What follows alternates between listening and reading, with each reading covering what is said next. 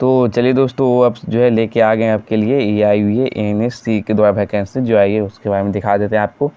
और ये ज़बरदस्त है आपके लिए, क्योंकि इसको जो अप्लाई करेगा उसको इसमें जॉब पक्की है। ठीक है, तो शुरुआत ये 26 अक्टूबर से हो गया। लिंक आपको डिस्क्रिप्शन के नीचे मिल जाएगा। अप्लाई आप खुद ऑनलाइन मोबाइल से कर लोगे। वही लास्ट डेट की बात करें तो 30 नवंबर यहाँ रखी गई है। और जैसे कि आपको बोले NSC, तो NSC का मतलब क्या हो जाता है कि नेशनल सीड कॉरपोरेशन के द्वारा ये निकाली गई है। दिल्ली से यह निकाली गई है। जो आपका एग्ज़ाम सेंटर हो गया, जॉब लोकेशन आपका दिल्ली में ही लिया जाएगा, ये बता देते हैं पहले ही। अब यहाँ बात अब कर लेते हैं कि शुरुआत ये डिटेल वैकेंसी जो दिया हुआ है, इससे पहले आपको बता दें कि कौन कौन सी पोस्ट आई हुई है। तो इसमें आपकी डिप्टी मैनेजर की आई हुई है, असिस्टेंट मैनेजर की हुई है, मैनेजमेंट ट्रेनिंग की आई हुई है, आप देख सकते हो, senior training agriculture, quality control, ये सब आप किए हुए हैं और डिग्री आपका डिप्लोमा किए हुए हैं, तो आप इसे अप्लाई करेंगे। लेकिन इसमें एक स्टेनोग्राफर का ट्रेनिंग, अकाउंट का भी आया हुआ है, तो स्टेनो वाली, शॉर्ट हैंड वाली इसे अप्लाई करेंगे। अकाउंट के लिए BCom ये सब मांगा जा रहा है, तो आप इसे अप्लाई करेंगे। और एक ह्यूमन रिसोर्स है, तो इसके बारे में चलिए जानते हैं, क्योंकि इसमें क्या है कि ह्यूमन रिसोर्स में आपको शायद ग्रेजुएशन वाले भी अप्लाई करेंगे। तो टोटल मिलाकर यहाँ 188 सीट रखी गई है, जिसमें कि आपका स्टेनोग्राफर में जो है 15 सीट है, वही ह्यूमन रिसोर्स में आपका 16 सीट रखी गई है, और अकाउंट में आपका 8 सीट रखी गई है। एग्रीकल्चर स्टोर में 19 सीट रखी गई है, और जिसको कैटेगरी वाइज इसमें बांट दिया गया है। और जिसको PDF चाहिए तो PDF के लिए हमारे टेलीग्राम से जुड़ जाइए, जाकर आराम से डाउनलोड करके देख सकते हैं। तो यहाँ सब पर बात नहीं करते हैं, किसी में एक्सपीरियंस मांगा जा रहा है, कुछ चीज़ जो है देखते हैं। तो जिससे हम बात किए उसी पे बात करते हैं। जैसे कि HR की यहाँ बात कर लेते हैं, ह्यूमन रिसोर्सेज की हम बात किए थे, तो इस पर हम बात करते हैं। इसमें ग्रेजुएशन मांगा जा रहा है कि 60% आपका होना चाहिए। और वही बात करते हैं कि MS ऑफिस ये सब का नॉलेज आपका होना चाहिए, कंप्यूटर का और टाइपिंग की नॉलेज होना चाहिए। 30 वर्ड पर मिनट के स्पीड से आपको टाइपिंग आनी चाहिए। और हिंदी के लिए 25 ही मांगा जा रहा है, बहुत कम है। और वही बात कर रहे हैं कि क्वालिफिकेशन में जैसे कि आपको बताने की ज़रूरत नहीं है, सब आप जान गए होंगे।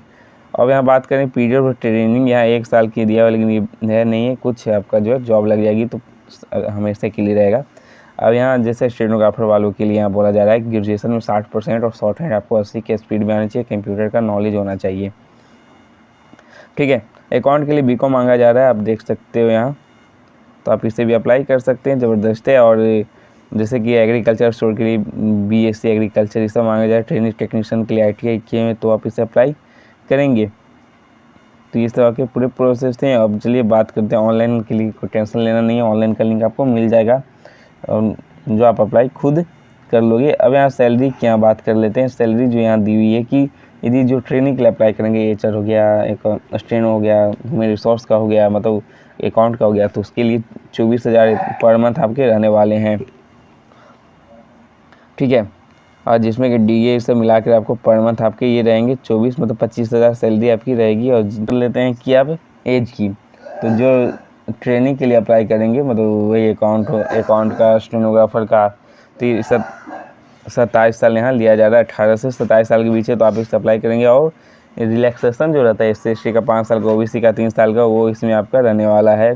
तो आप 27 साल से 5 साल आप जोड़ सकते हो। अब यहाँ एग्जाम पैटर्न की यहाँ बात कर लेते हैं, आपके लिए दिखाते हैं ट्रेनिंग की से बात करते हैं। तो यहाँ आपका कंप्यूटर CBT लिया जाएगा, फिर उसके बाद स्किल लिया जाएगा, जिसमें टाइपिंग हो गया, शॉर्ट हैंड जो अप्लाई करेंगे उसके लिए हो गया। फिर तीसरा स्किल आपका भी यहाँ बेस्ट और मेरिट बेस्ट भी लिया जा रहा है, वही होने है, एक ही है। तो आप फिर डॉक्यूमेंट वेरिफिकेशन, तीसरा स्टेज जो आपका डॉक्यूमेंट वेरिफिकेशन होता है। एग्जाम पैटर्न की बात कर लें तो ये एग्जाम पैटर्न सबका एक ही है लगता है। तो CBT आपका 90 मिनट का टाइम दिया जाएगा, 100 क्वेश्चन होंगे, 70 क्वेश्चन पार्ट 1 में 70 क्वेश्चन, और पार्ट 2 जो होगा वो आपका 30 मार्क्स का क्वेश्चन का होने वाला है, मतलब दोनों मिलाकर 100 क्वेश्चन 100 मार्क्स का रहेगा। आप देख सकते हो। और क्वालीफाई के लिए 35 बोल रहा है, ज़्यादा नहीं, लेकिन कट ऑफ के अनुसार लिया जाता है। और नेगेटिव मार्किंग की बात करें 0.25 की है, मतलब 1.4 पर एक गलत हो जाएगा आपका। और 30 मार्क्स का जो आपका एग्ज़ाम रहने वाला है, उसमें आपका question reading current, general knowledge, computer, English से रहने वाले हैं। लेकिन पार्ट 1 में जो 70 मार्क्स का क्वेश्चन रहेगा, उसमें आपका क्वेश्चन और subject knowledge, respective discipline the post, मतलब जो आप जिस पोस्ट पर अप्लाई करें उससे क्वेश्चन आपके आने वाले हैं। ठीक है, तो यहाँ तक कोई डाउट आपका होना नहीं चाहिए, आप सब समझ गए होंगे, क्लियर आपका हो गया होगा। अब चलिए यहाँ बात कर लेते हैं कि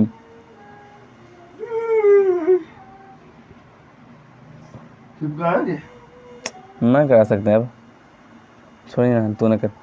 तो यहाँ ट्रेनिंग की बात कर लेते हैं कि ट्रेनिंग में जो है यहाँ बोल रहा है रोल और रिस्पॉन्सिबिलिटी क्या रहेगा, अगर काम क्या रहने वाला है। तो इसमें जो है आपका लेवल जो है वर्क का काम है, फील्ड एंड ऑफिस। ऑफिस में जो काम आपका रहेगा all operational level work in field and office में आपका इसका काम रहेगा, ज़्यादा कुछ नहीं है, हार्ड है। यदि स्टेनो के लिए अप्लाई करेंगे तो आप किसी का पीए बनकर रह सकते हैं, जो आप काम साथ में आपको बस करते रहना है। फ़ी की बात कर लेते हैं तो फ़ी आपका यहाँ 500 बोला जा रहा है, ठीक है। SC/ST वालों के लिए, सॉरी जनरल OBC EWS वालों के लिए, SC/ST के लिए 0 रुपया है, आप अप्लाई कर लेना है, ज़्यादा कुछ है नहीं।